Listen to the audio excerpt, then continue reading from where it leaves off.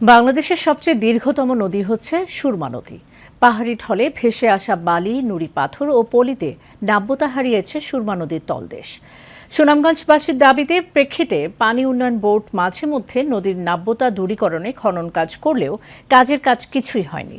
সুরমা নদীর তলদেশ ভরাট হওয়ার কারণে সামান্য ঢলের পানি ও বৃষ্টির পানিতেই নদীর দুপার উপচে বন্যা দেখা দেয়। তলিয়ে যায় সুনামগঞ্জ শহরের অলিগলি।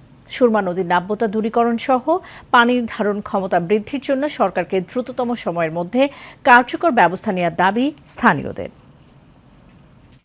একটা বাঁধ নির্মাণ করতে হবে এবং সেটাতে আমরা আসলে নদী তীরবর্তী এরা সকলে রক্ষা পাবো। এখন প্রথম প্রকল্পটা নেওয়া উচিত হচ্ছে গিয়ে শহর রক্ষা বাঁধটা নির্মাণ করা। আবেদন যেটা যে আমাদের সুরমা নদীটা যাতে খনন করা হয়, নাব্যতা ফিরিয়ে আনা হয়, তাহলে আমাদের বন্যার প্রকোপটা কমে আসবে। সরকারের কাছে আবেদন জানাবো, সুনামগঞ্জবাসীকে যদি বন্যার কবল থেকে রক্ষা করতে হয় তাহলে এই নদী খনন করা অতীব জরুরি।